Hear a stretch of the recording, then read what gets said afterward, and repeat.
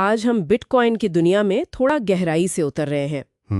وہ digital currency جس نے کرپٹو کا سارا سلسلہ شروع کیا 2009 میں وہ ستوشی ناکاموٹو جو بھی تھے یا ہیں انہوں نے متعارف کروایا، اور اب تو یہ ایک آپ کہہ لیں عالمی رجحان بن چکا ہے۔ بالکل۔ ہمارے پاس جو مواد ہے اس کی بنیاد پر آج کوشش کریں گے سمجھنے کی کہ یہ اصل میں ہے کیا، کیسے کام کرتا ہے، اور اس کی سیکیورٹی کی کیا وجوہات ہیں۔ مقصد صرف بنیادی باتیں نہیں بلکہ یہ سمجھنا ہے کہ یہ اتنا اہم کیوں سمجھا جاتا ہے۔ بالکل۔ تو شروع کرتے ہیں، بٹ کوائن آخر ہے کیا؟ بالکل آسان الفاظ میں اگر کہیں تو دیکھیے، یہ ایک ڈیجیٹل کرنسی ہے، مطلب اس کے پیچھے کوئی مرکزی بینک نہیں، کوئی حکومت نہیں۔ اچھا، یہ صرف کوڈ کی شکل میں ہے، کوئی اصلی نوٹ یا سکے نہیں ہے اس کے؟ جی بالکل، اور اس کی جو بنیاد ہے نا وہ ہے غیر مرکزیت، یعنی ڈی سینٹرلائزیشن۔ خیال یہ تھا کہ پیسوں کے لین دین کے لیے کسی ایک ادارے پر انحصار نہ کرنا پڑے۔ وہ جو 2008 کا وائٹ پیپر تھا اس کا عنوان ہی تھا a peer to peer electronic cash system, یعنی لوگ آپس میں براہ راست لین دین کر سکیں۔ اور سیکیورٹی جو ہے وہ کرپٹوگرافی سے آتی ہے، یعنی بہت پیچیدہ قسم کی ریاضی۔ ٹھیک ہے، تو یہ کام کیسے کرتا ہے؟ یہاں وہ بلاک چین کا ذکر آتا ہے اکثر، یہ کیا چیز ہے؟ ہاں، بلاک چین، اس کو آپ ایسے سمجھیں کہ جیسے ایک بہت بڑا عوامی ڈیجیٹل کھاتا ہے، رجسٹر جیسا۔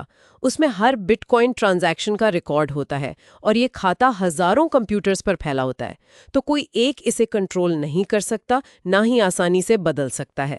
جب آپ بٹ کوائن بھیجتے ہیں تو آپ اپنی پرائیویٹ کی ایک خفیہ کوڈ سمجھ لیں، اس سے ٹرانزیکشن پر ڈیجیٹل دستخط کرتے ہیں۔ اچھا، تو یہ پرائیویٹ کی جیسے ہمارے بینک اکاؤنٹ کا پن ہوتا ہے ویسا کچھ، یا اس سے زیادہ محفوظ؟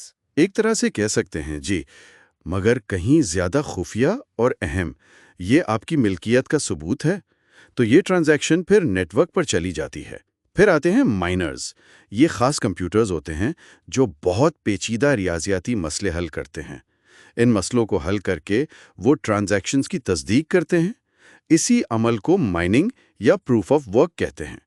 جو مائنر کامیاب ہوتا ہے وہ ٹرانزیکشنز کا ایک بلاک بناتا ہے اور اسے بلاک چین کی زنجیر میں جوڑ دیتا ہے۔ اور یہ وہ پروف آف ورک ہے جس کی وجہ سے وہ بجلی کے استعمال پر کافی بحث ہوتی ہے نا؟ جی ہاں، بالکل۔ یہ توانائی تو لیتا ہے، اس میں کوئی شک نہیں، لیکن یہی چیز نیٹ ورک کو محفوظ بھی بناتی ہے۔ اس سے یہ پکا ہوتا ہے کہ ٹرانزیکشنز بالکل ٹھیک ہیں، کوئی گڑبڑ نہیں کر سکتا۔ بلاک چین کی دو بہت خاص باتیں ہیں۔ ایک تو یہ ناقابل تبدیلی ہے، امیوٹیبلٹی، یعنی ایک بار کچھ لکھ دیا تو بس پتھر پہ لکیر، بدلا نہیں جا سکتا۔ اور دوسری ہے قلت، اسکارسٹی۔ کل ملا کر صرف 21 ملین بٹ کوائن ہی بن سکتے ہیں، بس۔ اسی لیے اسے کچھ لوگ ڈیجیٹل سونا بھی کہتے ہیں، اور وہ ہیلونگ کے واقعات ہوتے ہیں ہر 4 سال بعد۔ اس سے نئے بٹ کوائن بننے کی رفتار آدھی رہ جاتی ہے۔ ابھی اپریل 2024 میں بھی ہوا تھا۔ یہ قلت کو اور پکا کرتا ہے۔ تو یہ صرف ڈیجیٹل کیش نہیں بلکہ ایک طرح سے ڈیجیٹل سونا بھی ہے۔ اچھا، ہمارے ذرائع یہ بھی بتا رہے ہیں کہ 2024 میں امریکہ میں بڑے مالیاتی اداروں نے جیسے بلیک راک وغیرہ but coin spot ETFs launch کیے۔ یہ ایک بڑی خبر تھی، اس کا کیا مطلب ہے؟ جی، یہ بہت اہم پیش رفت تھی۔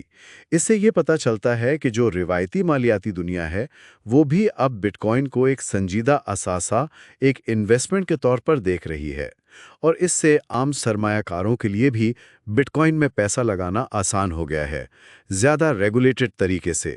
یعنی اب یہ صرف ٹیکنالوجی کے شوقین لوگوں کی چیز نہیں رہی؟ بالکل نہیں، اب یہ مین سٹریم مالیاتی نظام کا حصہ بن رہی ہے۔ استعمال کی بات کریں تو سرحد پار ادائیگیوں کا بھی ذکر ہے۔ کیا یہ واقعی تیز اور سستا ہے؟ جی، کئی معاملات میں ہو سکتا ہے، خاص طور پر جب آپ بین الاقوامی سطح پر رقم بھیج رہے ہوں، جہاں بینک کافی فیس لیتے ہیں یا وقت لگتا ہے۔ ترسیلات زر یعنی ریمیٹنسز کے لیے یہ مفید ہو سکتا ہے۔ ایک اور دلچسپ پہلو جو ذرائع میں ہے وہ ہے مالی شمولیت، فائنینشیل انکلوژن، یعنی وہ لوگ جن کے پاس بینک اکاؤنٹ نہیں ہے وہ بھی بٹ کوائن یا دوسری کرپٹو کرنسیز کے ذریعے ڈیجیٹل معیشت میں حصہ لے سکتے ہیں۔ صرف ایک اسمارٹ فون اور انٹرنیٹ سے؟ جی، بنیادی طور پر یہی چاہیے۔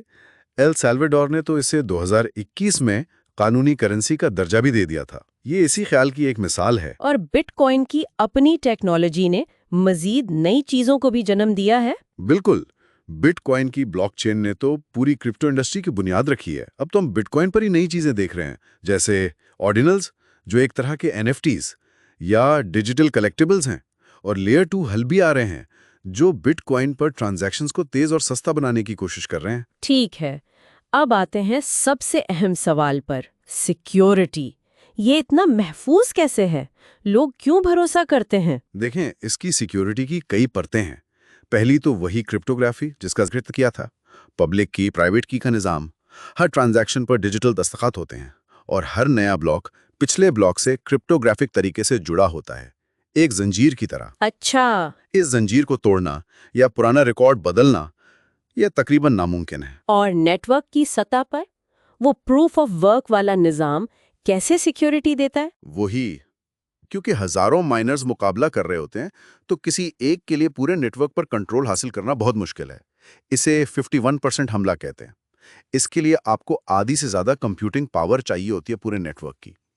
بٹ کوائن کا نیٹ ورک اتنا بڑا ہے کہ یہ حملہ کرنا ناقابل یقین حد تک مہنگا اور تقریباً ناممکن ہو جاتا ہے۔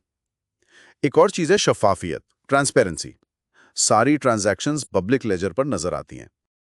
لیکن نام نہیں ہوتے؟ نام نہیں، شناخت فرضی ہوتی ہے، یعنی آپ کا والیٹ ایڈریس نظر آتا ہے، آپ کا اصل نام نہیں۔ لیکن پھر بھی صارف کے لیے تو خطرات ہوں گے ذاتی سطح پر؟ یقیناً بالکل ہے۔ سب سے بڑا خطرہ صارف کی اپنی لاپرواہی ہے۔ سب سے اہم چیز ہے اپنی پرائیویٹ کی کو محفوظ رکھنا۔ اگر وہ گم ہو گئی یا چوری ہو گئی تو بٹ کوائن گئے؟ تو سمجھیں بٹ کوائن گئے۔ اس کا کوئی پاسورڈ ریسیٹ کا آپشن نہیں ہوتا، اس لیے مضبوط پاسورڈ، 2 فیکٹر آتھینٹیکیشن، اور اگر رقم زیادہ ہے تو کولڈ سٹوریج یعنی آف لائن والیٹ جیسے ہارڈ ویئر والیٹ استعمال کرنا بہت ضروری ہے۔ اور ظاہر ہے فشنگ حملوں اور آن لائن گھوٹالوں سے بھی ہوشیار رہنا چاہیے۔ تو اگر ہم خلاصہ کریں، بٹ کوائن صرف ایک ڈیجیٹل کرنسی سے بڑھ کر ہے۔ یہ ایک ٹیکنالوجی ہے، ایک اثاثہ ہے، اور مالیاتی نظام میں ایک نئی سوچ لانے والی قوت ہے۔ اس کے جو بنیادی اصول ہیں، غیر مرکزیت، شفافیت اور وہ محدود سپلائی یعنی قلت، یہ واقعی اہم ثابت ہوئے ہیں۔ بالکل، مانتے ہیں کہ قیمت میں بہت اتار چڑھاؤ رہتا ہے، توانائی کے استعمال پر بحث ہے، ریگولیشن کے چیلنجز ہیں، یہ سب اپنی جگہ، لیکن اس کا جو اثر ہے وہ نظر انداز نہیں کیا جا سکتا۔ اس نے روایتی مالیاتی نظاموں کو چیلنج کیا ہے اور پیسے کے مستقبل کے بارے میں نئی بحثیں چھیڑ دی ہیں۔ اور آخر میں ایک سوچنے کی بات چھوڑ جاتے ہیں سننے والوں کے لیے۔ اگر بٹ کوائن کے یہ بنیادی اصول جیسے مکمل غیر مرکزیت اور بغیر کسی درمیانی ادارے کے اعتماد کا نظام، اگر یہ مالیات سے آگے نکل کر زندگی کے دوسرے شعبوں میں بھی پھیل جائیں، تو ہم کن غیر متوقع سماجی یا معاشی تبدیلیوں یا بالکل نئے ڈھانچوں کا تصور کر سکتے ہیں۔